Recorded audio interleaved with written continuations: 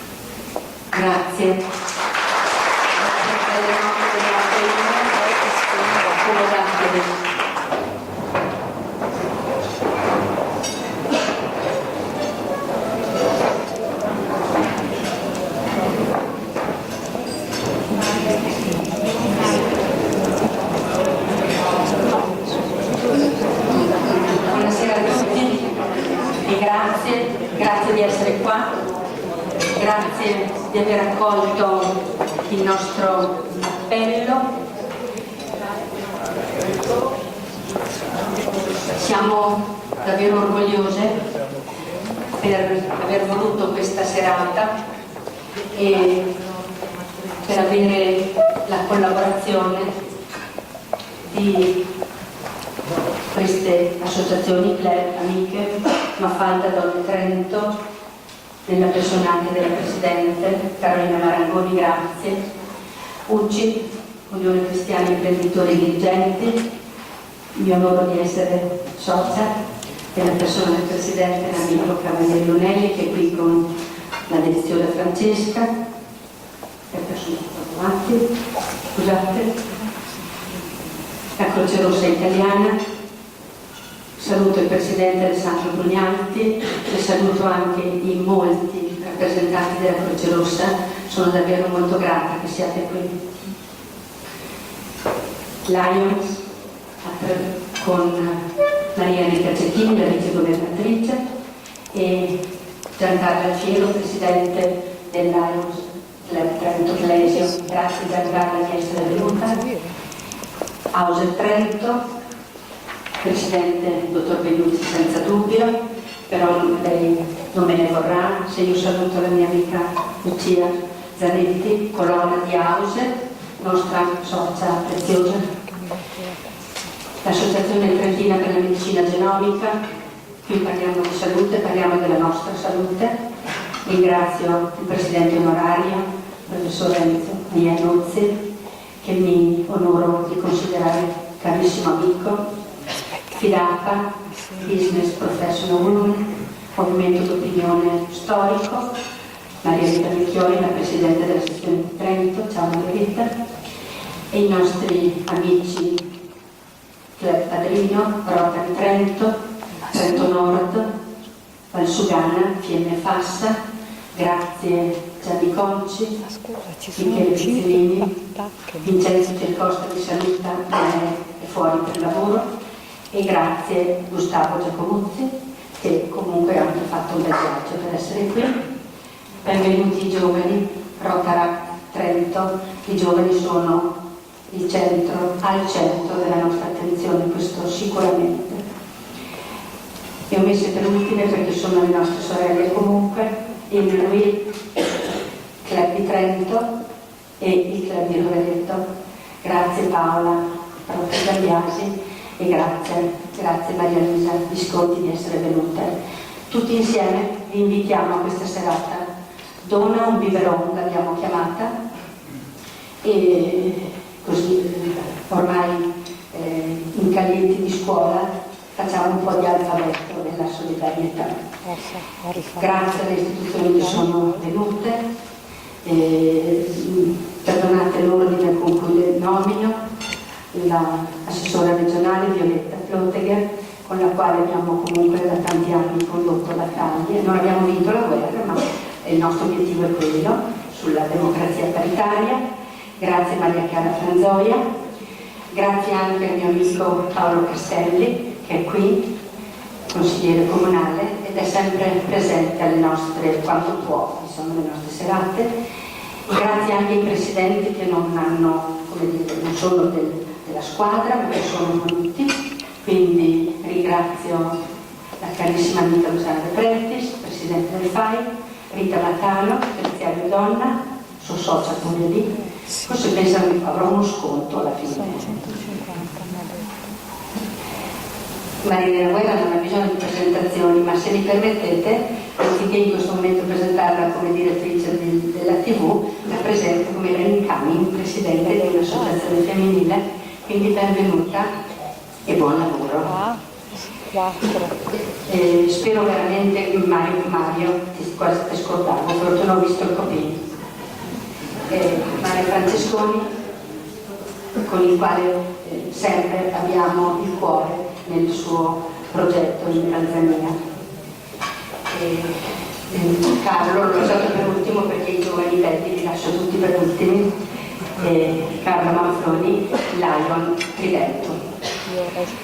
Ho il piacere di far dire anche solo qualche secondo di saluto alla nostra vice governatrice Daniela Ioriati Sigal, che è qui in rappresentanza del distretto. I saluti della governazione di porta lei.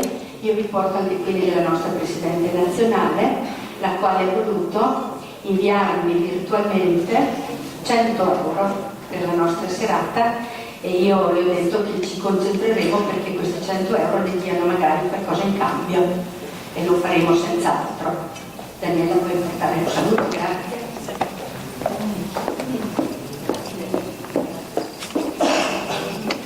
Buonasera a tutti, ben trovati. Vi porto i saluti della governatrice del distretto INER 206, Donatella Nicolice, che era impegnata questa sera e non ha potuto partecipare, con molto dispiacere. Infatti il motivo per cui ci troviamo qui è di grande rilievo e di forte umanità. I bambini toccano sempre il cuore più di quanto gli altri hanno bisogno.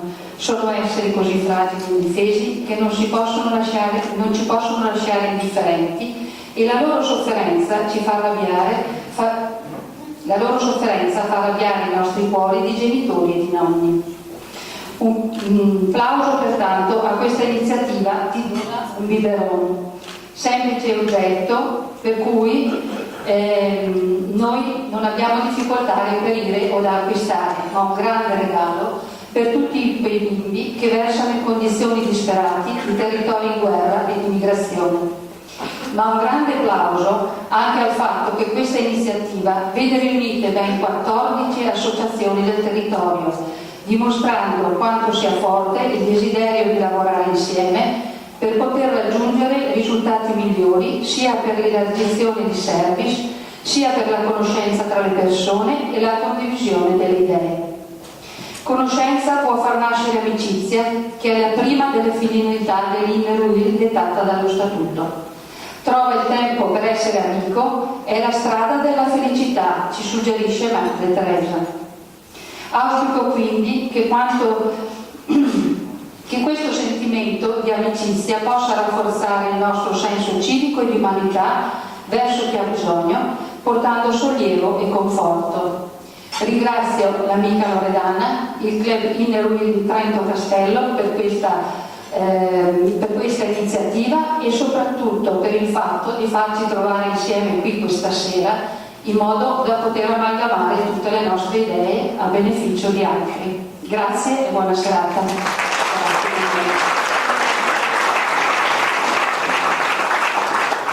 Nominando una frase di Maria Teresa di Calcutta, devo dire che a questa come premio Nobel della pace ho intitolato il nostro tavolo, e anche i vostri tavoli sono intitolati a un premio Nobel della pace.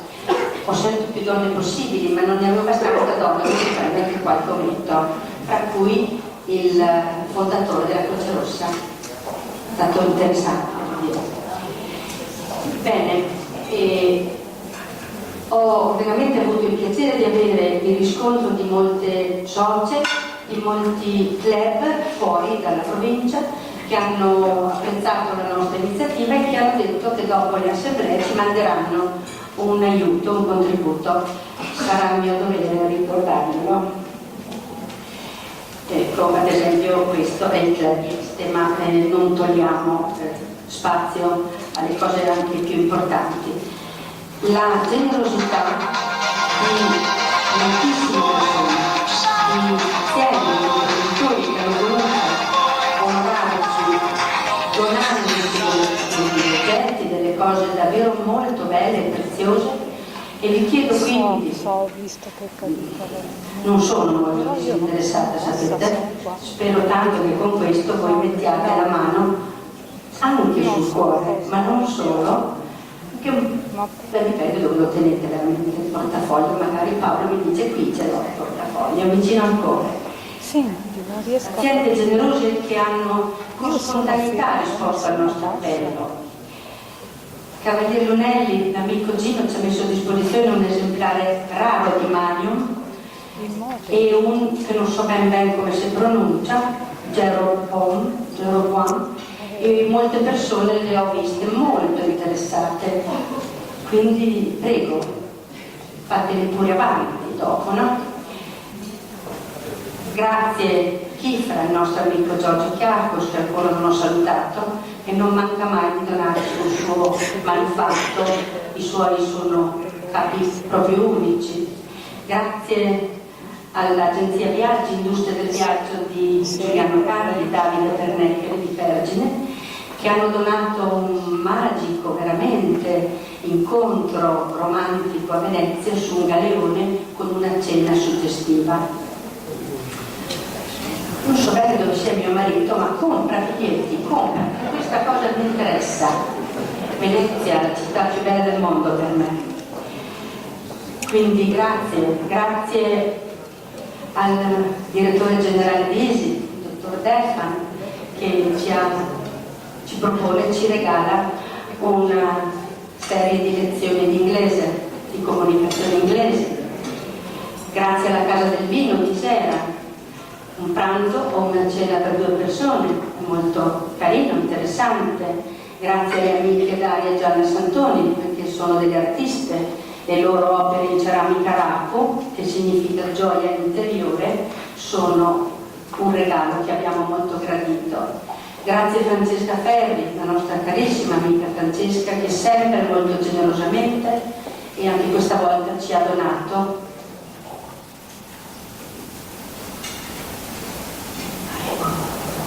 anche interessante, chiedo scusa, un'integrazione, perché l'agenzia Viaggi ci ha donato anche una notte in hotel 4 stelle con la prima colazione. Dopo la cena a Venezia. Ho capito questo.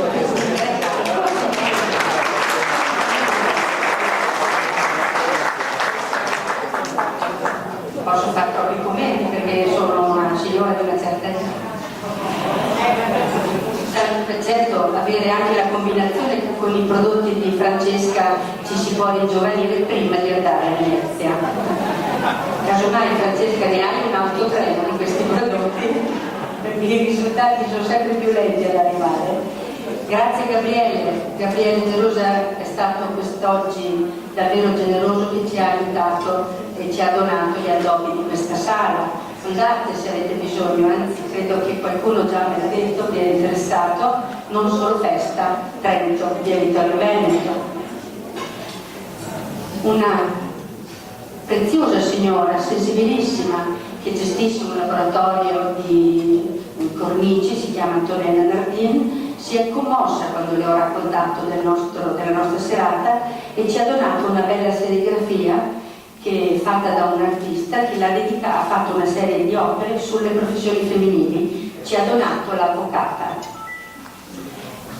Grazie alla Gioielleria San Marco, che è a Rovereto, in via Rialto. Devo dire che qualcuno di questi signori è qui stasera.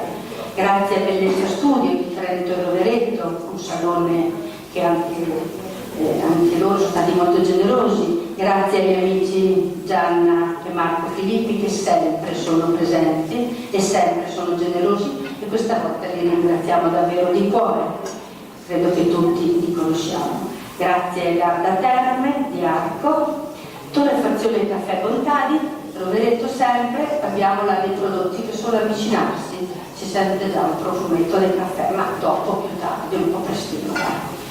Grazie a Oro 2 di Dell'Anna Luigi, Trento, via Paradisi. Grazie alle sorelle Ramonda, Alba Rosa. Grazie a Giuliano, il nostro fruttivendolo di Piazza delle Erbe, che davvero molto generosamente, lui è un artigiano, ha voluto farci questo cesto.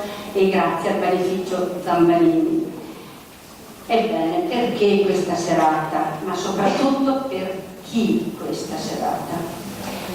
E quando ho iniziato a ragionare e ho conosciuto il presidente di questa associazione, eravamo in apparati per lavoro e si è parlato di questi momenti, di questa tragedia umanitaria che è la più grande dopo la seconda guerra mondiale.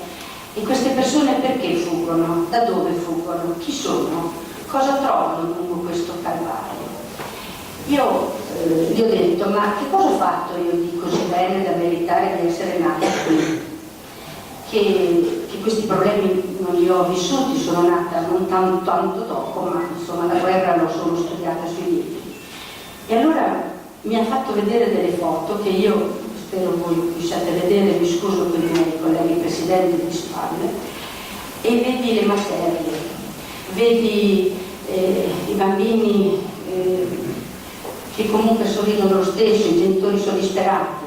Ho visto bambini incartati con la stagnola, che subito non capivo, ho visto gente con le scarpe, una bianca e una blu, con una scarpa sì e una no, ho visto sangue. Devo dire che lui non voleva che io pubblicassi queste foto, un bambino incartato con la stagnola per il freddo. Allora, un bambino sporco, degli accampamenti incredibili.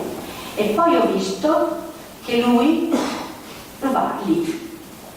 Lui ci va, prende la carriola, lavora, va con un pulmino con i suoi amici, tutti volontari, tutti professionisti, hanno messo su una rete, hanno preso contatti e portano quello che serve. E io gli ho detto, se noi cosa possiamo fare? Ma se noi facciamo qualcosa, tu poi mi dimostri che va bene, che si arriva in fondo? Perché io vorrei avere fiducia. Poi, in fondo per me è una cena, una serata, è poca cosa di fronte a questa tragedia. Però io ho bisogno, assolutamente, che noi siamo tranquilli, che si abbia fiducia. Guardate questa foto come potrebbe essere piena di significato. Nebbia, poca luce e una coperta sulla testa, c'è la disperazione nell'anima di quella creatura. Guardate questi bambini. Come si fa a non avere la pelle d'oca? Quando c'era la neve erano ustionati, erano congelati, ma possiamo noi con pochissimo dare un po' di speranza. Non era possibile rimanere indifferenti. La domanda è sorta spontanea: dimmi cosa possiamo fare noi da qui. Ed ecco l'appello alle mie associazioni amiche, e voi siete la risposta. E non solo voi, devo dire. Grazie di essere qui e grazie di essere stati, o di essere fra poco, anche generosi. In questo momento, dove la parola globalizzazione è una parola che è diventata d'uso comune, globalizzazione degli scambi, globalizzazione delle merci, globalizzazione delle frontiere, globalizzazione delle lingue e globalizzazione dell'indifferenza. E questa è pericolosa, è terribile. Guardiamo la missione dei nostri club. Ha detto bene prima la nostra vicegovernatrice: noi ce l'abbiamo nello statuto la promozione dell'amicizia, e questa è amicizia sociale, essere portavoci di un messaggio di solidarietà. Quindi B come bambino, B come beneficenza, B come bontà, B come bene. Quante parole potremmo trovare, tutte assolutamente giuste, coerenti, pertinenti. Il nostro aiuto va quindi a questa associazione Speranza Hope for Children. Potete visitare il loro sito, vedere la pagina Facebook. Noi oggi abbiamo qua il presidente, la vicepresidente e il cofondatore, prima mi ha redarguito Ferras, ragazzo israeliano molto in gamba. Io ho scritto che è un volontario, sul foglio che avete qui c'è scritto volontario. Io ho detto sì, sono volontario, ma sono anche cofondatore. Bene, è cofondatore ed è bravo, è motivato, lui viene dall'Israele, lui comunque è vissuto anche in terre dove i problemi li hanno visti prima di noi. Noi non possiamo essere indifferenti, dobbiamo cambiare la storia e lo dobbiamo fare adesso. Io ho desiderato questo e questa sera sto realizzando questo desiderio, perché voi siete qui, siete tanti, siete numerosi, siete venuti spontaneamente, e noi davvero, è vero che fare rete è fondamentale, perché si lavora tutti di meno, ma questo tam tam ha dato davvero un grande risultato. Ringrazio anche chi ci ha aiutato da vicino, ringrazio le mie socie, permettetemelo. Chiedo gentilmente a tutte le socie di Indolo di Trento Castello di alzarsi in piedi. Per favore.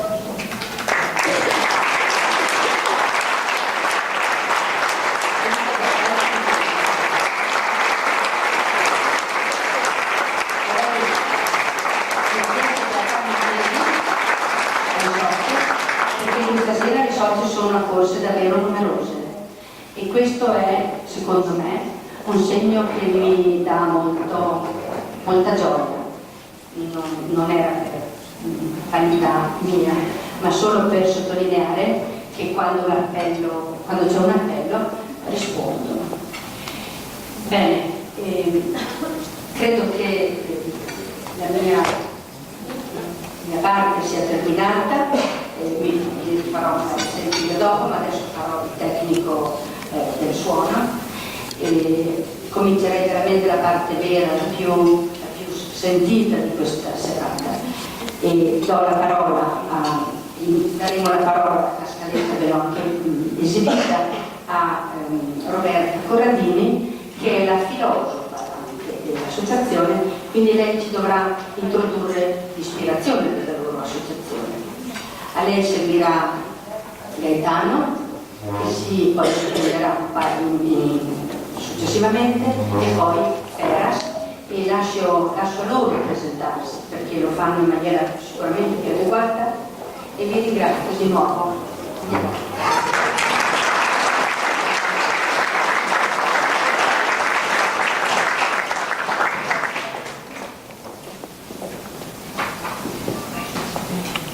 Posso dire che Roberta è molto emozionata e quindi avrà bisogno di tutto il vostro aiuto.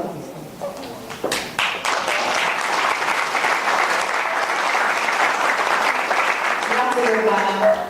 Grazie a Inner Will Trento Castello Carpa, grazie a tutte le associazioni che hanno collaborato, ma soprattutto grazie a ogni persona che è presente a questa serata di Alfabeto della Solidarietà. Davvero grazie di cuore.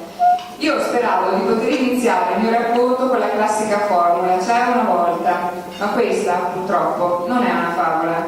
E soprattutto, il video sta andando? Ecco. E soprattutto la storia di questa crisi umanitaria non è finita.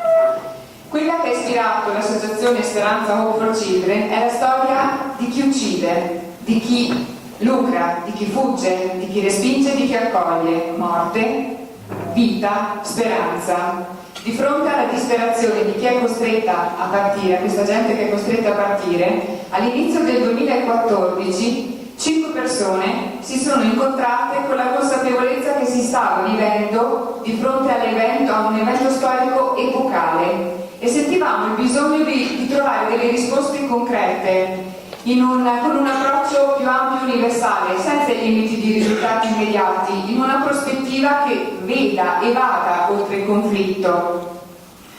Bisogno contiene la parola sogno ed è quello che abbiamo seguito. In un mondo in cui esseri umani rendono poveri altri esseri umani, abbiamo sentito il bisogno di prendere in mano il futuro dell'umanità attraverso iniziative anche in zone di guerra. E nella tragedia della guerra c'è dramma di bambine e bambini che nascono, per fortuna nascono e vogliono crescere, devono vivere. Speranza Hope for Children aveva voglia di partire subito dopo la propria Costituzione, infatti così è stato. Il giorno successivo ci siamo messi in viaggio, siamo partiti per andare sul posto perché era necessario seguire queste persone lungo il loro cammino, conoscerle e ascoltare le loro storie e non abbiamo mai smesso di farlo. Ci sono scenari che tolgono il sonno ma che per fortuna risvegliano le coscienze ed c'è un'abissale differenza tra farsi raccontare qualche cosa e viverla in prima persona. Omero scrisse l'Odissea per narrare le vicende di un eroe che rientrava in lungo viaggio per rientrare in patria al termine di una guerra. L'Odissea che noi leggiamo quando scegliamo nei nostri viaggi non è sulle pagine di un libro, è scritta negli occhi di persone che sono eroiche senza saperlo e senza volerlo. L'isola greca dove arrivano non è la patria, ma soprattutto la guerra non è finita. È l'Odissea di gente dolente, un'umanità che non si rende conto di perché deve affrontare un certo destino ma che non ha perso il coraggio e la dignità. Questi passi stanchi, incerti, perché è gravissimo, è il presente incerto il futuro, sono accompagnati da piccoli passi e da occhi di un'infanzia che ha visto delle cose che mai nessuno dovrebbe vedere, mai nessuno. È un'infanzia che per fortuna, nonostante tutto questo, non ha perso la capacità e la voglia di sorridere, ma che soprattutto è un'infanzia ancora in grado di fidarsi. In questo mondo spaventoso e spaventato c'è chi cerca di ricreare quell'atmosfera, quella cura che è stata drammaticamente interrotta. Le donne lo fanno da sempre, in tutte le guerre, dall'inizio dei tempi. Si adattano alla situazione e cercano di riproporre quei gesti quotidiani che appartengono alla vita per non scordare il passato, ma soprattutto per guardare verso il futuro. Le mani delle donne lavano i panni e li stendono sulle reti metalliche rendendole un po' più umane. Le mani delle donne si tuffano nella farina a impastare gli ingredienti e mescolano sapori e sentimenti di dolore, di nostalgia, di paura. Prendono aghi e sistemano pazientemente strappi, immaginando con i loro gesti di ricucire altre lacerazioni. Vediamo mani che abbracciano, che sorreggono, che asciugano le lacrime, che coccolano, che pregano. E ci sono mani che danno da bere a un'infanzia sperando in una vita diversa, una vita migliore. E anche noi non siamo stati con le mani in mano, non potevamo farlo, perché questa è la nostra speranza. Questo è il nostro messaggio. Il messaggio di oggi, assieme a voi, non lo vogliamo chiudere in una bottiglia da affidare alle correnti del mare, no, lo vogliamo custodire in un biberon che sarà consegnato direttamente a chi ne ha bisogno. Io vi ringrazio tanto.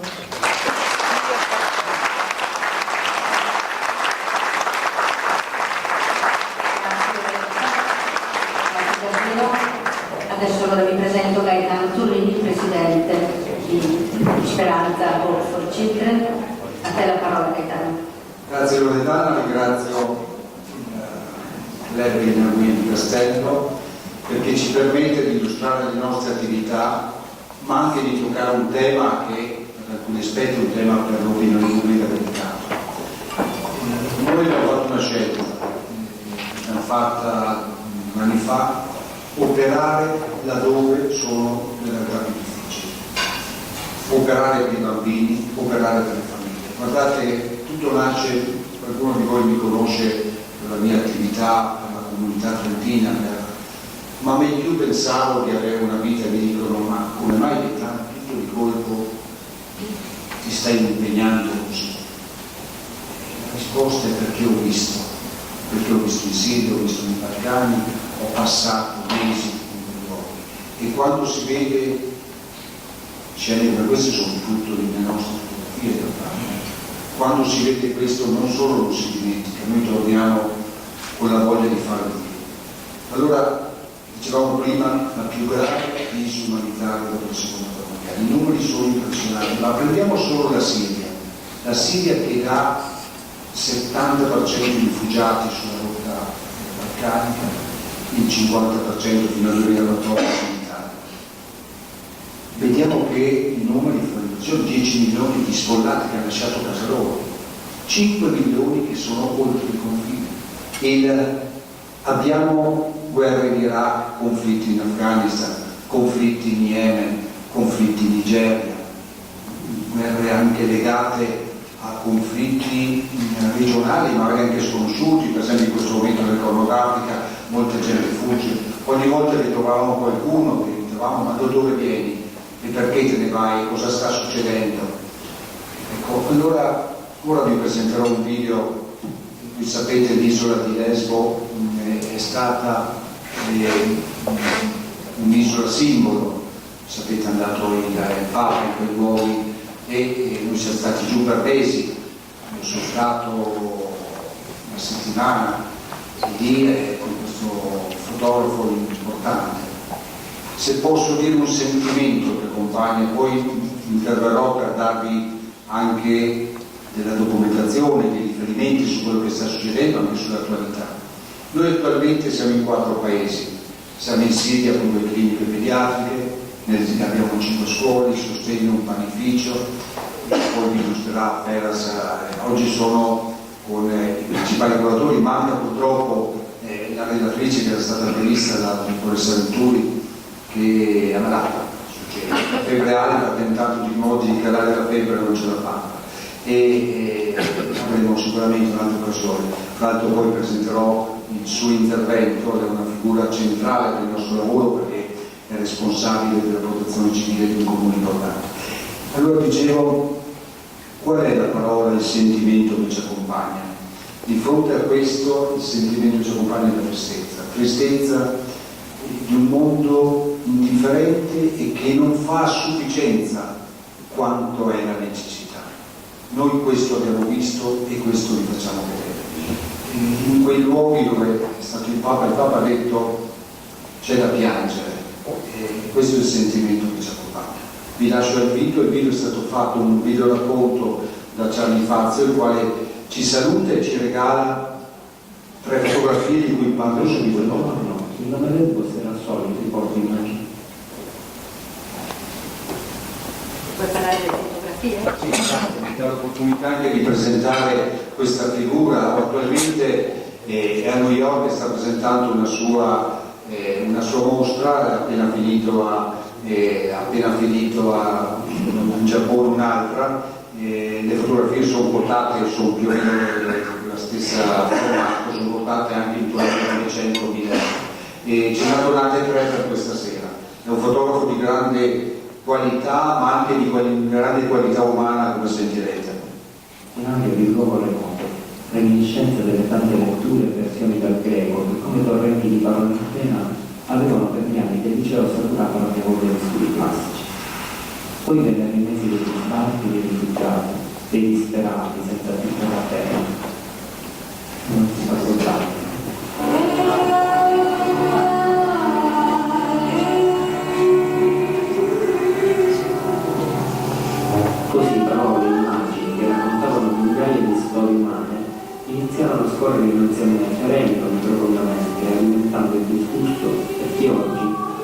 comprende l'entità di una tragedia spesso silente ma sempre in mano.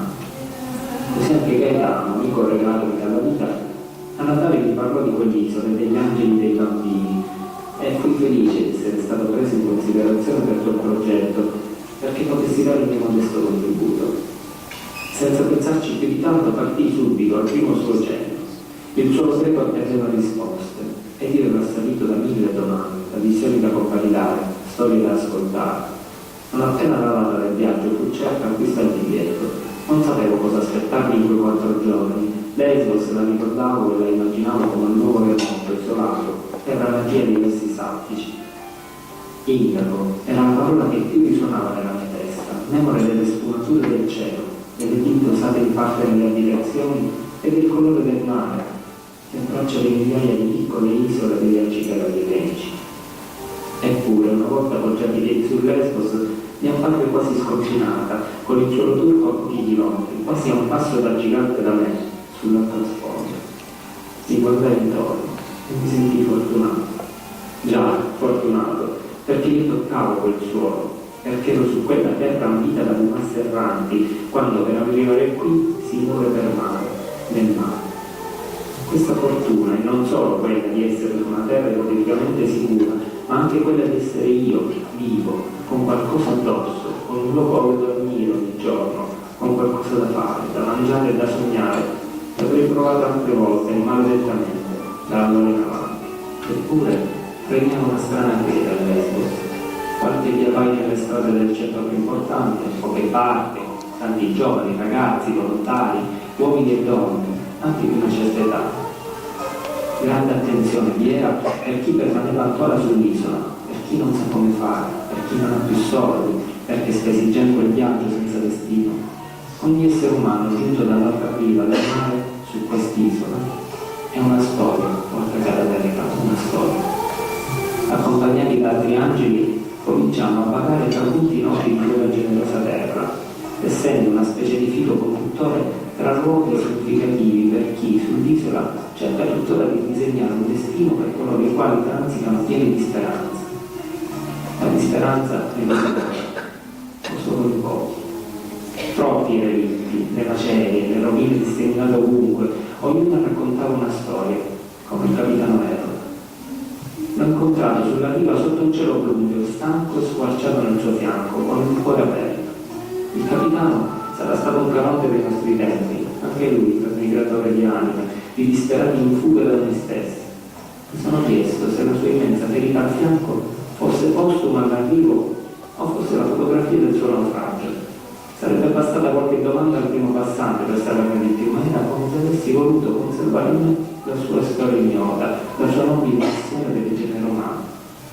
Così i suoi pezzi giacciono sulla battigia, esposti alla rinvieni delle onde del mare che lento consuma e digerisce, frena e distrugge vita.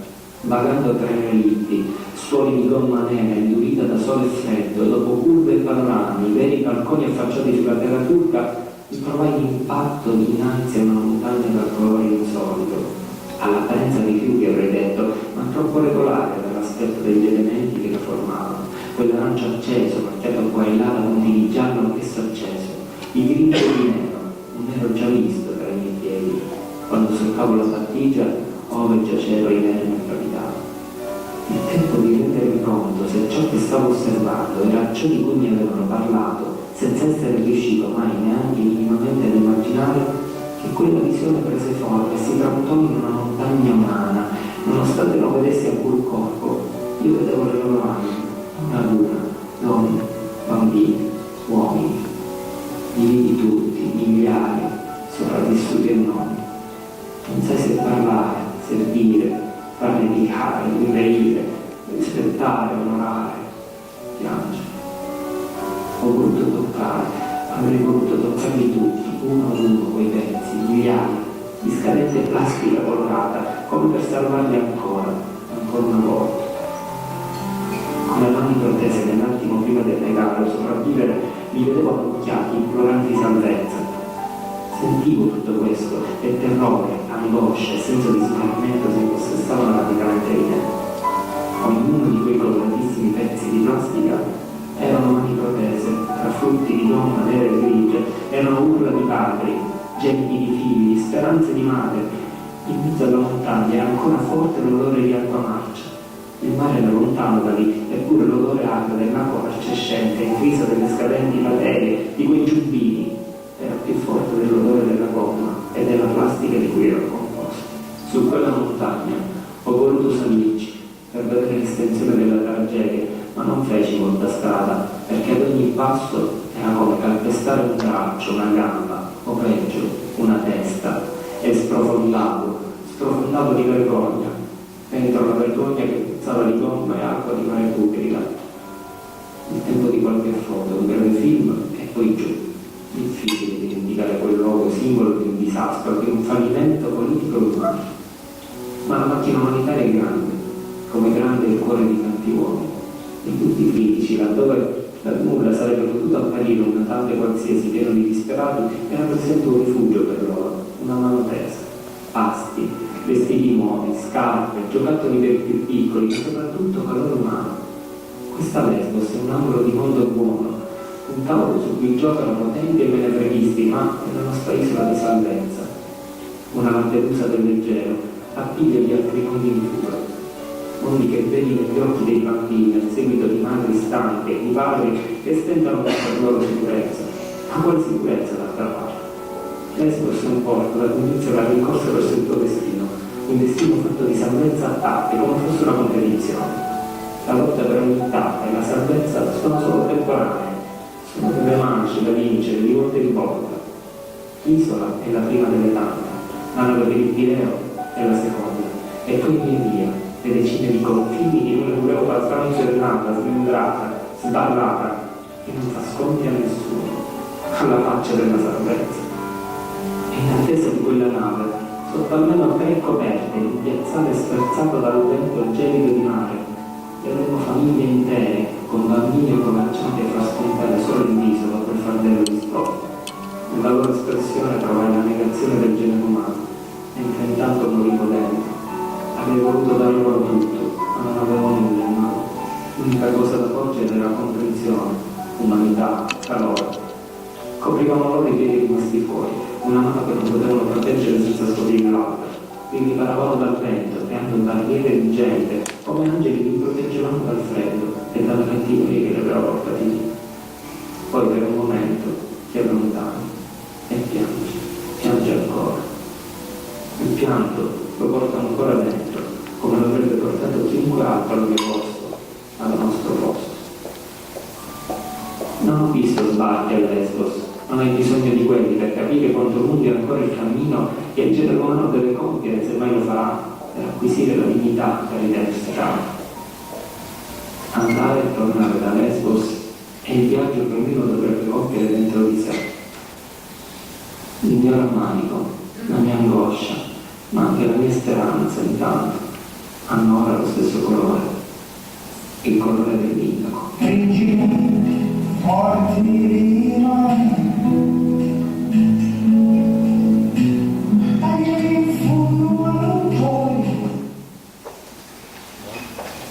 Consentitemi di scusarci con voi perché il video è troppo lungo.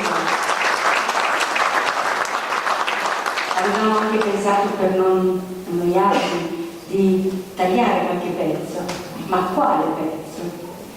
Io rinnovo che da parte mia, quando l'ho visto la prima volta, ho sentito il bisogno di riflettere dentro e chiedermi com'è possibile che oggi nel mondo possa accadere ancora tutto questo.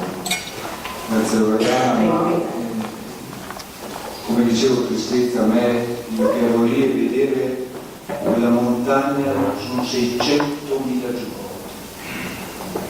Noi ci siamo chiesti, ma perché sta succedendo che muoiono annegati in quel pozzo d'acqua che hai visto di là?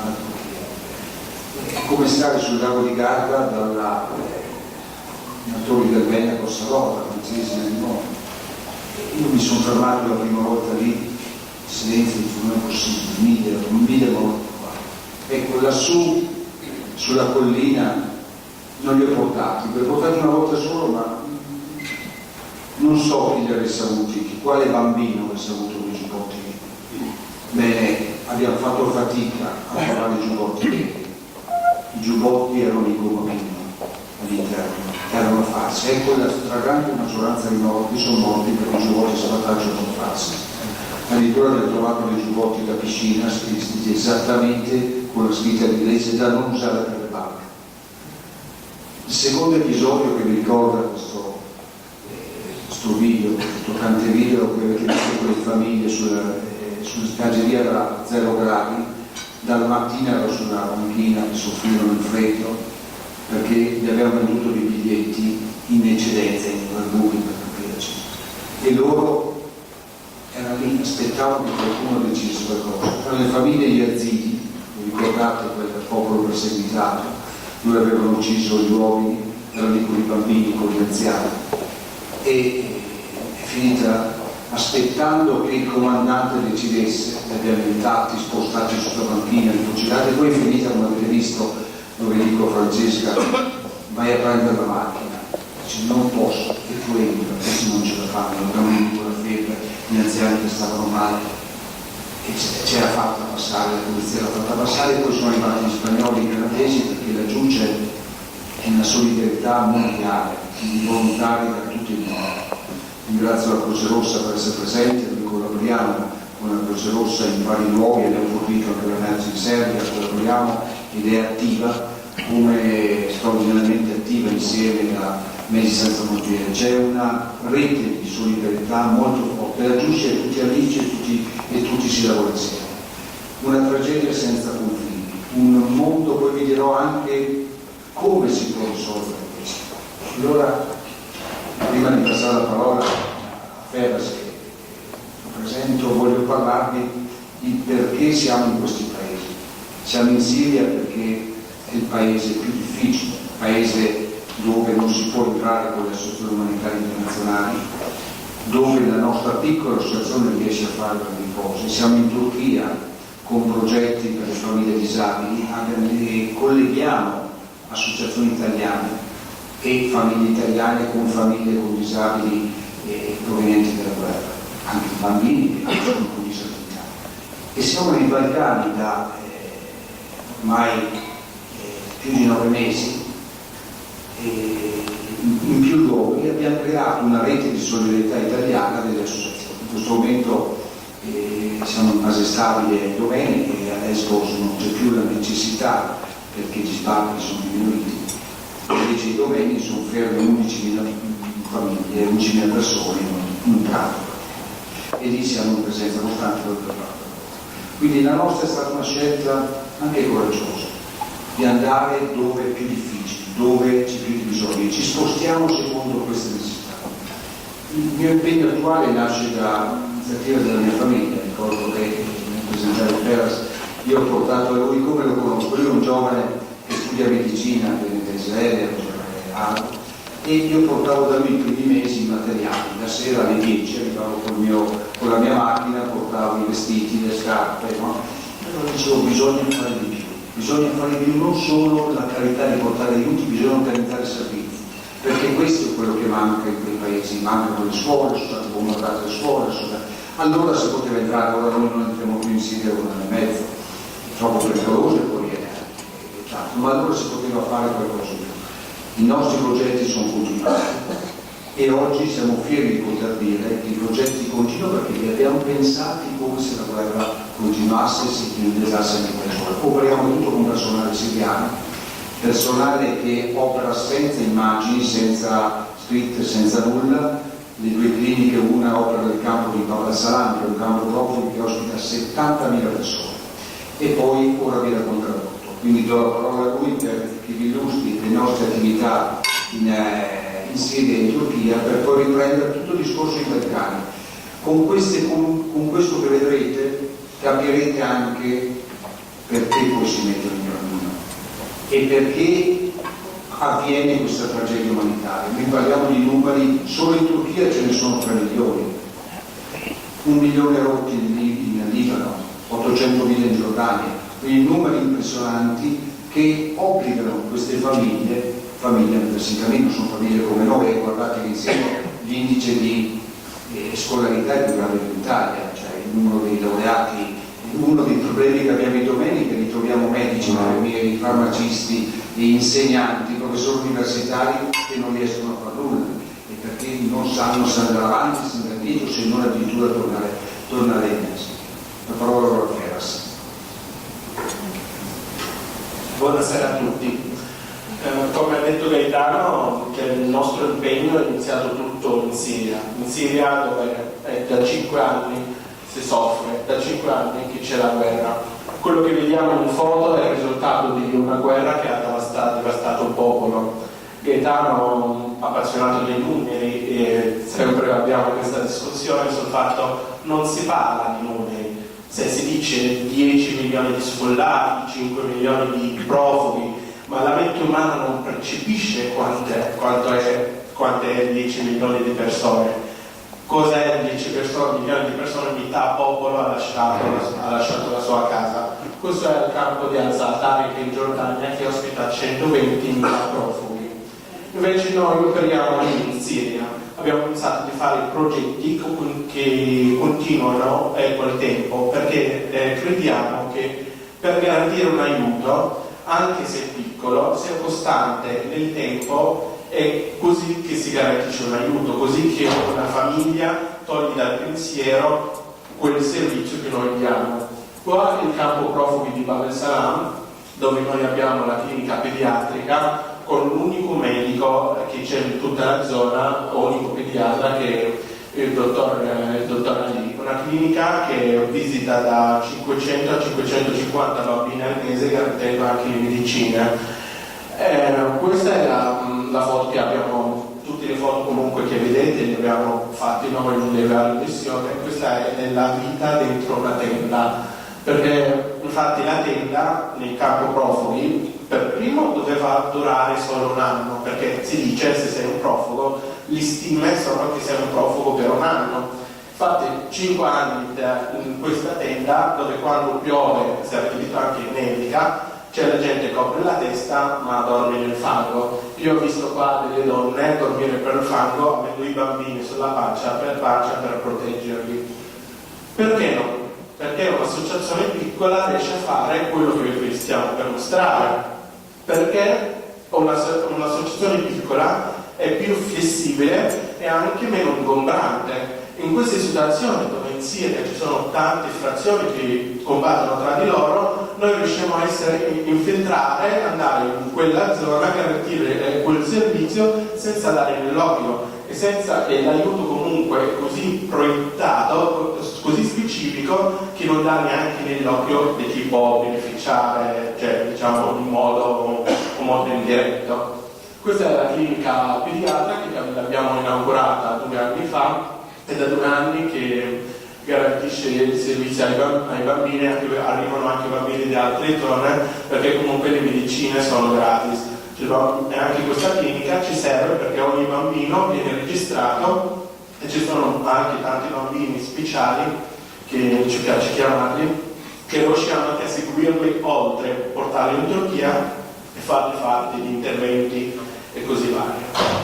Invece le nostre scuole, la Scuola della Speranza e l'Ismaning School, che comunque tutti i nostri progetti sono in collaborazione con altre associazioni, perché nessuno può fare tutto da solo e nessuno dovrebbe fare tutto da solo, soprattutto per una crisi così grande. Noi infatti crediamo nelle scuole, crediamo che nutrire la pancia senza nutrire il cervello non serve. Non serve tu fare sopravvivere un bambino e condannarlo a un futuro di ignoranza. Per questo al nostro aiuto anche a alimentare anche education, istruzione in italiano.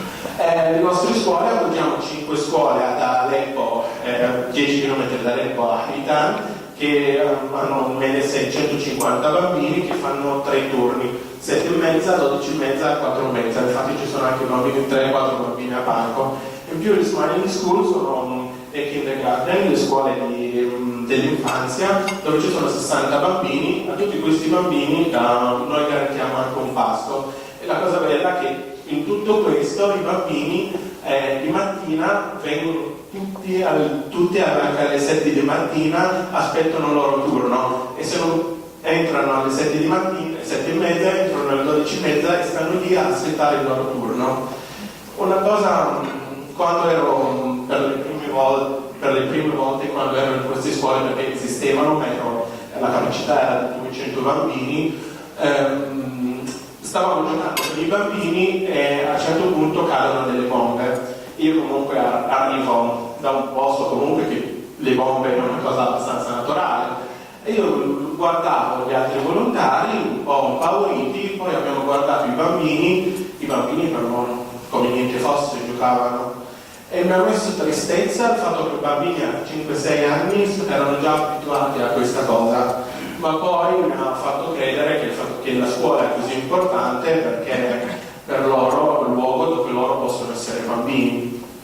Invece la clinica della leishmaniose, che è una clinica anche pediatrica, ma è specializzata nella leishmaniose. Chi qua ha i cani conosce la malattia, che è una malattia, è una parassita che è in Siria presente nella forma cutanea, che è un pappataggio che il Vittorio proprio fa questa lepre che comunque mangia tra virgolette vivo la persona e può causare infezioni, e dall'infezione possono morire. I bambini sono i più colpiti perché hanno il sistema immunitario debole, visto anche nelle condizioni in cui vivono, e la nostra clinica è l'unica clinica nella zona che garantisce la cura gratis. Invece il pane della speranza è il pane che in Siria è importante come la pasta qua in Italia, perché un paragone che il pane nelle zone sotto regime costa 15 lire seriane, nelle zone liberate costa 115 lire seriane, e sotto l'ISIS è gratis il pane. Infatti se qualcuno chiede perché la gente rimane sotto l'ISIS, a volte per sopravvivenza. Noi diamo invece il pane a 20 famiglie, in media 5 bambini ogni famiglia, sono di maggioranza vedove, circa 100 bambini, diamo ogni giorno da 2 anni il pane gratis a loro, circa 2 kg al giorno, e per un semplice calcolo costa €1 al giorno per famiglia. Qua il metodo in cui loro vanno a ritirare il pane, le tessere, ogni famiglia ha la sua tessera che va a ritirare dai centri, perché non vanno direttamente al forno, perché tante volte i forni sono stati bombardati. Allora vanno in centro di distribuzione e ogni famiglia ritira il pane gratis per loro. Tutti questi progetti erano in Siria, invece ci spostiamo verso la Turchia. Noi facciamo quelle missioni specifici per 2 progetti in Turchia. Il primo delle famiglie, abbiamo delle famiglie che abitano nei garage, cioè nelle cantine. Dopo vi faccio vedere un filmato. Sì, queste famiglie in Turchia, al confine con la Siria, c'è una città, si chiama Kilis, che ha 5 km dal confine con la Siria. Ci sono 50.000 turchi e 110.000 siriani che vivono, 60.000 di loro vivono nei campi, che sono campi gestiti dalla Turchia, e 50 milioni vivono praticamente in ogni angolo della città, cioè nelle cantine, nei garage. Addirittura un garage, una cantina può costare anche 100 euro. E poi vedete nel video che comunque sarà tanto buio, non perché l'abbiamo girato di notte, ma non ci sono le finestre. Queste famiglie noi diamo, per 50 famiglie diamo un voucher, dove questo voucher loro con un supermercato che con noi abbiamo collaborato, che ha videocamera di circuito chiuso, loro vanno a spendere quello voucher ogni mese per prendere quella cosa, non è il pacco alimentare quello tipico, ma no, aiuto un po' personalizzato. Un po' c'è anche un altro progetto in Turchia dove c'è Mahmoud, che la famiglia che noi classifichiamo come Special Smile, perché hanno dei bambini speciali, che noi li prendiamo a carico tutta la famiglia, perché hanno questo bambino e cerchiamo comunque di dare aiuto più concreto a loro. Grazie. Perché la cucina regala. Allora, io faccio anche la parte di Patrizia Venturi. Mi dispiace non ci sia perché Patrizia è una persona speciale, tenente anche della Croce Rossa, responsabile della protezione civile di Marzabotto. La cosa bella che sta succedendo, quante conferenze abbiamo in un mese? 20, 22, no? 15 sono mesi. E che passiamo da Palermo a Genova, a Milano, e si sta creando intorno ai nostri progetti una grande rete di solidarietà. Il comune di Marzabotto, un comune, sapete, la grande tragedia della 700 morti su una mano nazista, troviamo tanta sensibilità in quelle realtà colpite dalla guerra della seconda guerra mondiale, rivedono il dolore di quel periodo. Tutta la comunità di Marzabotto sostiene Speranza Fucile e tutta la comunità con noi è già scesa dal vice sindaco, scenderà con me, io fra poco partirò per i domeni, scenderà con me insieme. Allora vi illustro, non so se mi metti la mappa, vi illustro intanto l'attualità, che è quella legata alle rotte dei migranti. Abbiamo visto sulle condizioni di vita, tenete conto che in Turchia, dove ci sono 3 milioni, non c'è la sanità e a pagamento, e non c'è la scuola e a pagamento. Il 50% della, sembra che ora sia il 60%, dei bambini da 4 anni non vanno a scuola. Voi pensate il danno di tutto questo. Allora cosa avviene? Voi conoscete cosa avviene in Italia, no? La rotta cosiddetta rotta mediterranea con un alto indice di mortalità, si parla dal 2 al 3%. Chi sale su una barca è consapevole del rischio di morte. Loro acquistano collettivamente un cellulare che può trasmettere la posizione e possono dire sappiamo di morire, ma preferiscono morire, comunque sconfiggere, ma insomma il rischio è molto alto. Allora è nata la rotta mediterranea, perché per andare in Libia è pericoloso, c'è la guerra anche lì, c'è il deserto dell'Egitto, c'è l'alta mortalità e c'è anche l'alto costo. Tenete conto che secondo le stime i trafficanti fra la rotta balcanica e la rotta mediterranea l'anno scorso hanno incassato 2 miliardi di euro. Ecco perché questo tema va affrontato e poi vi daremo anche alcune proposte. Allora la rotta mediterranea è una rotta da 150.000 e che è calato il numero in un anno del 4%. Quest'anno sta aumentando del 5%. In un anno sui Balcani quasi 1 milione. Un fenomeno, guarda, io certe giornate ne devo passare 10.000. 1000 all'ora, giornate difficilissime anche per il lavoro umanitario, la Croce Rossa, la Caritas, Medici Senza Frontiere, altre associazioni internazionali, tutti lì a distribuire, ad aiutare con la macchina che portava alcuni su cima alla collina. Allora nasce questa rotta che nasce in maniera molto molto spontanea. Ho detto 3 fasi. La prima, quella della spontaneità, voi avete visto è cominciata durante la primavera, poi esplosa durante l'estate e cominciamo a fare, passano dalla Turchia, le isole Lesbos, Chios sono isole molto vicine, lì si arriva con dei gommoni praticamente, nemmeno con barche, vengono bagnati, vanno asciugati, vanno messi lì, però da lì partono, da lì poi vanno ad Atene con la motonave. Tutta la rotta dei Balcani è una rotta diciamo spontanea, non c'è un'organizzazione. Allora molto spesso i volontari che vogliono scendere dall'Italia ai Balcani mi dicono ma come funziona? Funziona che tutti rimangono attività umanitarie. Tutto il resto, l'unica cosa organizzata sono gli spot, la registrazione, i passaggi, le frontiere, tutto il resto è umanitario, anche oggi. Tranne quei centri che ora sono diventati i centri di detenzione lì. Allora poi si va dalla Grecia, si va su, Macedonia, si andava. C'è stato un primo momento dove la Macedonia è chiuso e aperto, ma stiamo parlando durante l'estate. Poi in Serbia, poi inizialmente l'Ungheria e poi a fine settembre l'Ungheria chiude. Però qui sono passate migliaia, quasi 800.000 in quel periodo. Poi arriva la seconda fase, dopo i primi conflitti fra Croazia e Serbia che ci sono rimasti in mezzo, dove c'è chiuso anche le frontiere. Infatti loro hanno trovato un accordo. E anche con l'Austria, l'accordo è si va con i treni, quindi con i pullman a pagamento, arrivavano a Sid prendevano il treno fino a Slavonski Brod, poi da lì il pullman che li portava in Slovenia e dalla Slovenia in Austria. Questo sistema ha funzionato. In quella fase, diciamo, era un po' più umano tutto il sistema, era comunque un sistema doloroso, fatto di cammino, però esistevano dei punti di riferimento.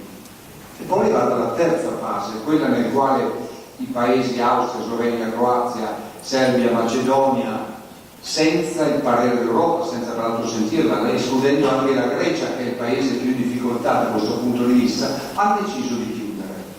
Ora, ovviamente è stata una decisione unilaterale, però questo ha comportato che ci sono 55.000 persone bloccate in Grecia, e le scene che avete visto in domeni, dove praticamente siamo presenti, lo scenderò fra un po' di settimane, vanno in squadre che stanno operando, facendo le docce, facendo i servizi, facendo i magazzini dove depositiamo, abbiamo dei furgoni che scendono e salgono pieni di materiali, abbiamo un magazzino di 250 metri, e quindi vi parlo di quello che è l'accordo. Nella nota io ho messo l'accordo Europa-Turchia, ho messo i limiti di questo accordo. Allora, voi sapete che questo accordo è stato criticato da tutte le associazioni umanitarie per due ragioni, e anche peraltro dall'ONU, dall'UNHCR. Primo, che non parte da un principio giuridico fondamentale, che il diritto di asilo per chi scappa dalle guerre è un diritto, o dalle persecuzioni, è un diritto individuale.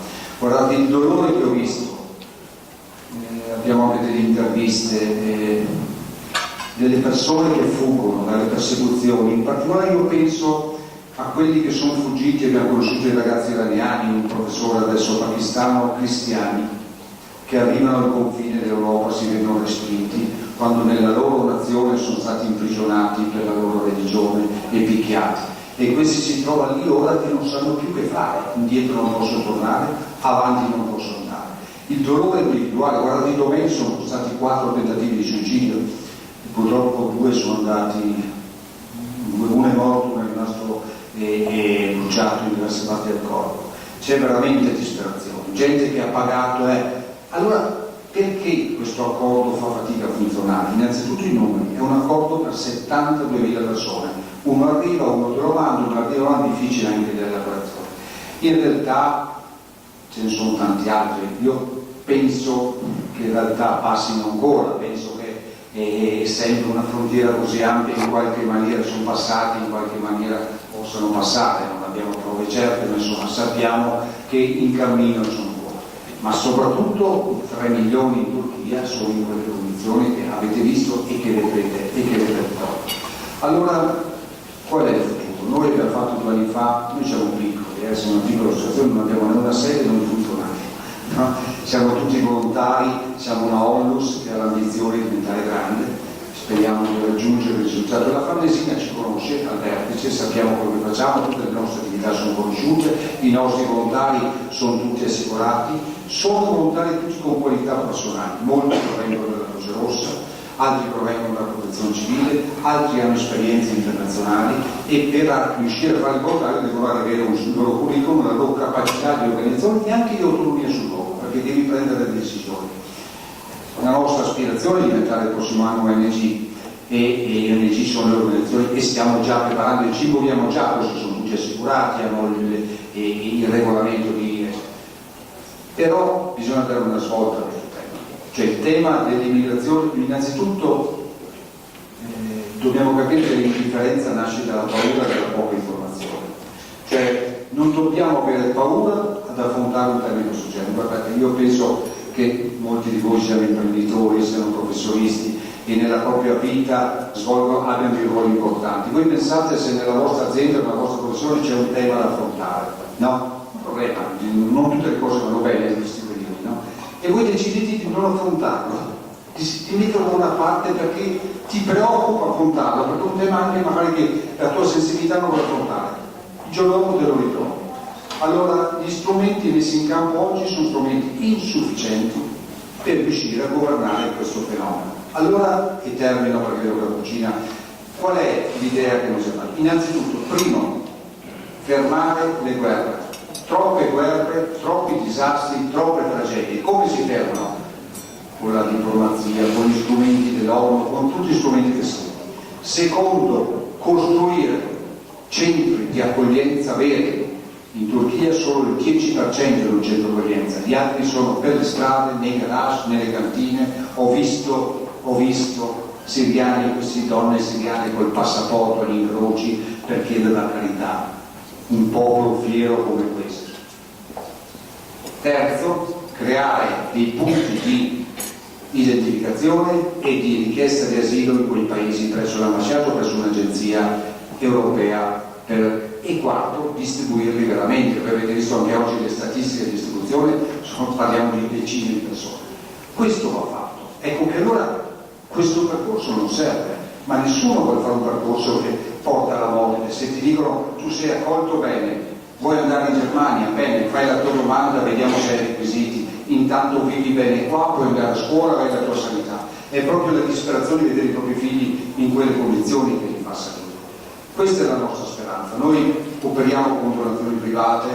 Ringrazio, guardate, dicevo prima all'assessore, siamo non solo onorati ma anche commossi che la provincia di Trento ci ha dato un contributo per un progetto continuativo in Serbia. Non siamo abituati ad avere contributi pubblici perché viviamo di contributi e di donazioni di enti, di aziende, di persone, e siamo contenti, fieri di essere trentini. Quando dico in giro quello che succede in Trentino e la solidarietà, dicono ma non succede qua da noi, ma l'ente pubblico ha un atteggiamento diverso, soprattutto in terza regione d'Italia. Allora do la notizia proprio oggi in anteprima che la provincia ci ha dato un contributo non grande ma importante per noi. Noi viviamo in donazioni private, ogni volta diamo il buon esempio, diamo il rapporto fra noi diamo tot, voi cosa ci date, e non viceversa, cosa date voi e noi diamo. E ha contribuito alla crisi umanitaria più grave che noi non vediamo qua, non vediamo più in TV, che nel campo di Bab al-Salam. 70.000 persone bloccate lì dai bombardamenti, un luogo dove tutti vivono in condizioni disperate. Allora, grazie per tutta la vostra attenzione, vi passo la parola a Loredana. Scusate se è andato in troppo lunghi, ma avevamo tante cose da dirvi e vi ringrazio della vostra presenza.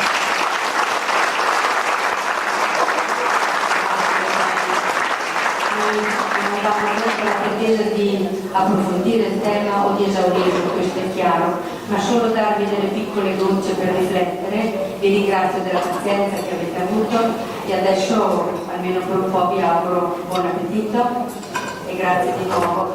Vi porto i saluti dei nostri amici di Dominelli e Francesca perché sono voluti venire dopo essere appena scesi dall'aereo, sono tornati dalla Romania un'ora fa. E lui ha un momento ancora di compensazione, credo, e quindi a Manello che ha dovuto lasciarci, mi hanno chiesto di salutarvi tutti. Grazie signori e alla prossima occasione. Grazie mille, buon appetito.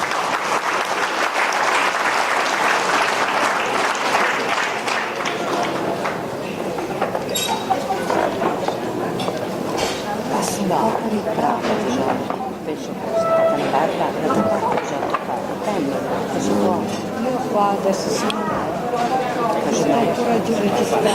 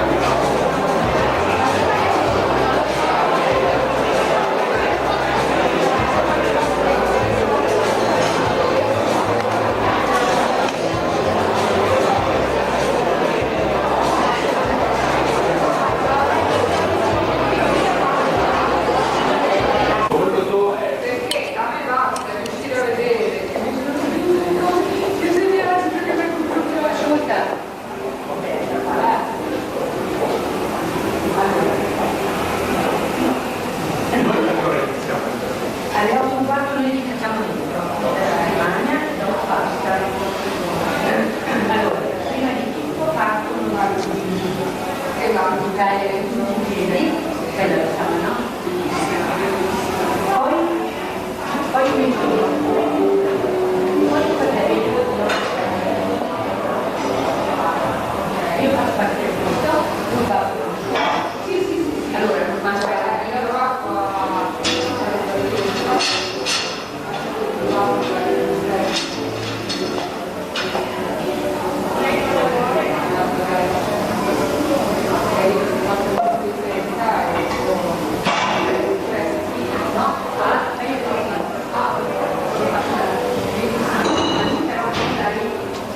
io sarò qua, dai, fuori